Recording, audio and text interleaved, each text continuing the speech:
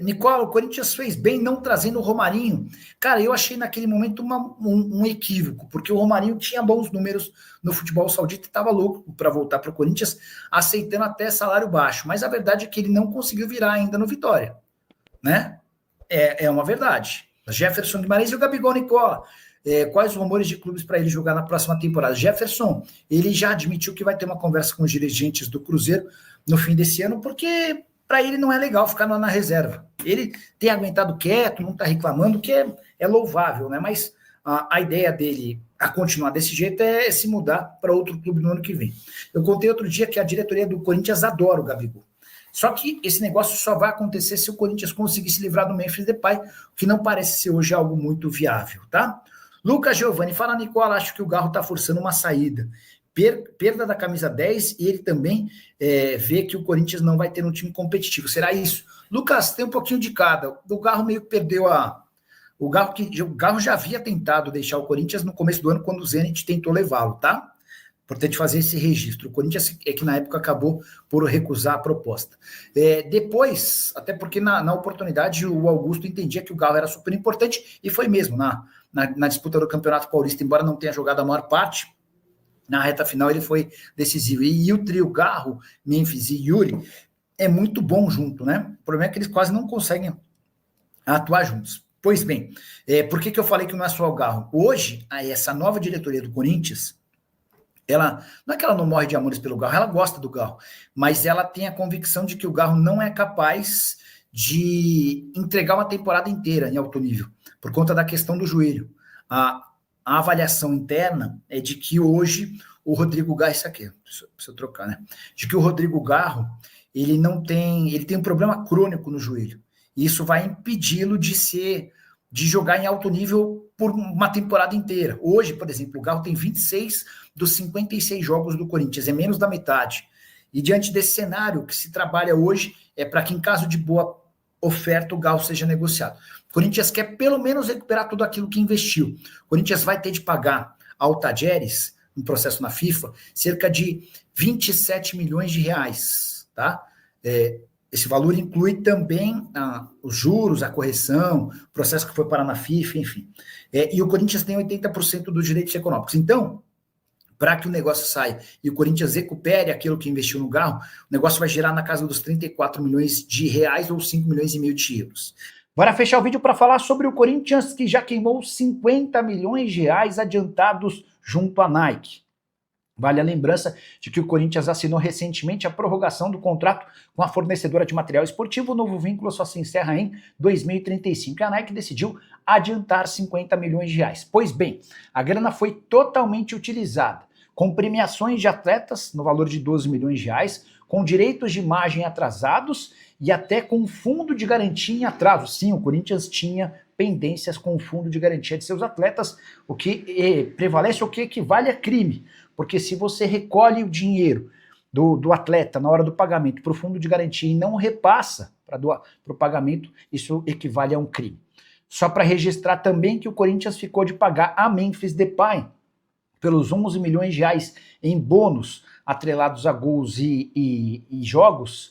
Esse pagamento vai ser feito em 6 parcelas mensais de 1 milhão de reais. Em fevereiro, o Corinthians paga mais 5 milhões de reais à vista. Todas as informações sobre o dinheiro da Nike foram divulgadas pelo jornalista Samir Carvalho. O que você pensa sobre o atual momento do Corinthians, que já tem quase 120 milhões de reais em condenações na FIFA? São 2 transfer bans aplicados por conta de decisões da Corte Arbitral do Esporte. Lado financeiro alvinegro vai muito mal. Já usa o espaço para comentário para registrar sua opinião. Só não esquece de deixar like, de se inscrever no canal. Hora de falar sobre o Corinthians, que quitou prêmios atrasados em relação a seus atletas. O título do Campeonato Paulista e a classificação para as competições internacionais via brasileiro do ano passado seguiam pendentes e foram quitadas na última semana. No início do ano, com muitas dificuldades financeiras, o então presidente do Corinthians, o Augusto Melo, se juntou aos atletas e pediu uma paciência e uma atenção para que essa dívida fosse parcelada em 3 vezes. A última dessas 3 parcelas venceu na semana passada e foi quitada. Dá para dizer que, com exceção a Memphis Depay, todos os atletas já tiveram um prêmio do Campeonato Paulista zerado. O Memphis necessitou de uma condição especial, até porque o contrato dele previa o pagamento de 4 milhões e 700 mil, uma baita grana muito acima de todo o restante do elenco. Importante contar também que o Corinthians ainda deve por Memphis bônus por gols e assistências no seu primeiro ano de contrato e de luvas, referente a também o início do segundo ano de contrato. Uma dívida que chega mais ou menos na casa dos 20 milhões de reais. Essa grana está sendo parcelada e será paga ao longo dos próximos meses. A má notícia para o corintiano, não tem um dia sem más notícias do Corinthians, né? Diz respeito a mais uma condenação agora na FIFA. A principal entidade de futebol reconheceu uma dívida que o Corinthians tem com um time chamado Philadelphia Union. Essa equipe dos Estados Unidos cobrava o não pagamento pela venda de José Martínez. O Corinthians comprou o venezuelano por 1 milhão e 700 mil dólares. Pagou 200 mil dólares à vista e os outros 1 milhão e meio seriam quitados em 3 vezes. Adivinha quantas dessas parcelas o Corinthians quitou? Nenhuma. E aí o Philadelphia Union foi cobrar isso na FIFA, que reconheceu a dívida. Hoje o Corinthians deveria quitar algo na casa dos 8 milhões de reais, mas vai preferir recorrer à Corte Arbitral do Esporte. A tendência é que a Corte Arbitral efetue mais uma punição ao Corinthians, só que o Timão ganha tempo para fazer esse pagamento, embora esses 8 milhões de reais certamente vão ultrapassar 10 milhões até que o julgamento seja concluído. Corinthians que já deve hoje 82 milhões de reais em processos na Corte Arbitral do Esporte, 41 milhões ao Santos Laguna pelo Félix Torres, mais 41 milhões de reais a Matias Rojas. Hora de falar sobre TT. Você já ouviu falar sobre ele? Atacante revelado no Grêmio e com passagens no futebol do exterior por Shakhtar Donetsk, Lyon, Leicester, Galatasaray e atualmente no Panathinaikos. Pois bem, o TT deu uma entrevista ao Cartoloco afirmando que foi procurado por 4 clubes brasileiros: Flamengo, Cruzeiro, Botafogo e Fluminense. Quero acrescentar mais 2. Corinthians e o Bahia também demonstraram interesse em contratá-lo na última janela de inscrições, que fechou recentemente. O TT tinha dito o seguinte, abre aspas: tenho vontade sim de voltar ao Brasil e vários clubes me procuraram, inclusive nessa janela. Teve Flamengo, Botafogo, Fluminense e Cruzeiro. Os outros 2 que eu citei, Corinthians e Bahia, procuraram os representantes do atleta dispostos a contratá-lo. Mas não houve acordo, Panathinaikos não tem a intenção de vendê-lo, até porque gastou 15 milhões de euros em sua aquisição junto ao Galatasaray. E aqui vem a notícia exclusiva e importante. É grande a chance, apesar de o TT demonstrar vontade de voltar ao Brasil, de ele se mudar para a Arábia Saudita. É que o Neon, um dos novos ricos do futebol saudita, já acenou com a possibilidade de pagar até 50 milhões de euros em janeiro para contratar o atleta. Com um detalhe importante, a mudança para a Arábia Saudita permitiria ao TT mais do que triplicar seus vencimentos na comparação com o seu salário atual. Algo completamente fora da realidade do futebol brasileiro. Dos números ainda não tive acesso, mas dá para garantir que seriam cifras impagáveis no futebol nacional. Ele ganharia na Arábia Saudita muito mais, por exemplo, do que o Memphis Depay, que custa 6 milhões de reais por mês ao Palmeiras. Diante disso, dá para descartar que TT hoje com 25 anos de idade tenha chances de retornar ao futebol brasileiro tão cedo. A tendência é que ele continue fazendo o seu pezinho de meia no exterior para voltar ao Brasil um pouco mais velho. Você curtiu o vídeo? Não esquece de deixar like, de se inscrever no canal. Hora de falar sobre o Corinthians, que decidiu colocar um preço para vender o Rodrigo Garro.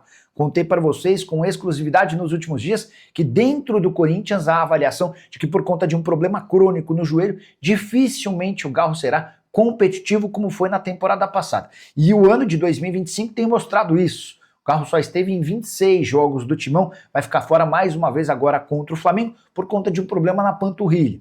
Isso significa que o Garro não esteve à disposição em nem metade dos jogos do Corinthians em 2025. E é por isso que hoje, embora não admita publicamente, o presidente Osmar Stabile vai aceitar propostas para vender o Garro. A grande novidade vem agora.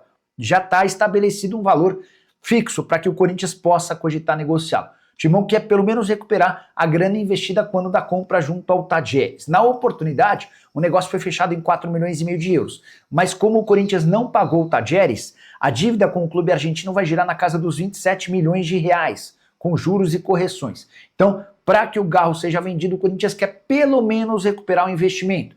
Jogador de 27 anos de idade que tem muito potencial. Tanto que teve seu salário reajustado, ele chega ganhando 320 mil mensais, hoje ganha 820 mil por mês. O fato de estar jogando pouco, ter esse problema no joelho, certamente impacta no valor. Não fosse por isso, e daria para o Corinthians sonhar com cifras bem superiores. Mas essa informação da lesão crônica no joelho já se espalhou, o que deve diminuir um pouquinho do valor do atleta.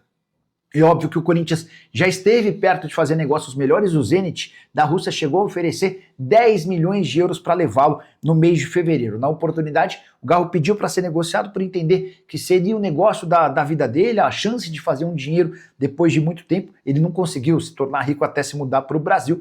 A verdade é que hoje o Corinthians espera por propostas pensando na venda do Galo para a próxima temporada. Antes de fechar sobre o Timão, só lembrar que além do Zenit, River Plate e Boca Juniors também demonstraram intenção em fechar com o jogador. Hora de falar sobre o Corinthians e não há um dia de paz para o torcedor alvinegro. A péssima notícia nova diz respeito aos reforços de 2024. Na oportunidade, Augusto Melo contratou 18 jogadores. Nem todos foram comprados, alguns estavam livres no mercado, como por exemplo o Memphis Depay. Mas entre aqueles em que houve a necessidade de investimento de dinheiro, somente 2. Corinthians quitou 100% da dívida, ou pelo menos manteve as parcelas em dia. O goleiro Hugo Souza e o lateral direito Mateuzinho, ambos do Flamengo. E olha que o Mateuzinho ainda houve atraso. Todos os demais reforços não tiveram com seus compromissos cumpridos. Casos de Ranieri, Félix Torres, Rodrigo Garro, Pedro Raul, José Martínez, Matias Rojas e Maicon. Alguns desses casos, inclusive, já se transformaram em processos e derrotas na FIFA. O Corinthians tem 5 condenações contra a CI da FIFA e outras 2 condenações em definitivo na Corte Arbitral do Esporte. Voltando aos atletas que o Corinthians não pagou. Dois desses casos são os piores.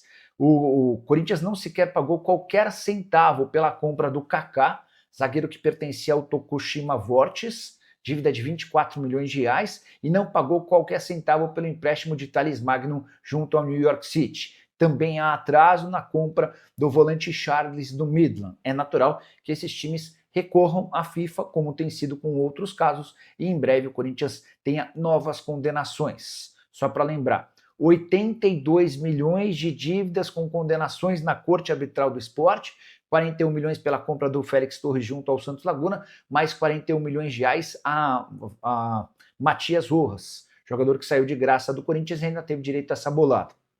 O Corinthians ainda tem outros 3 processos derrotados na FIFA, casos do Maicon, casos do José Martínez, além do Rodrigo Garro. E a tendência é que esses casos sejam julgados a qualquer momento, com sua definição divulgada pela Corte Arbitral do Esporte.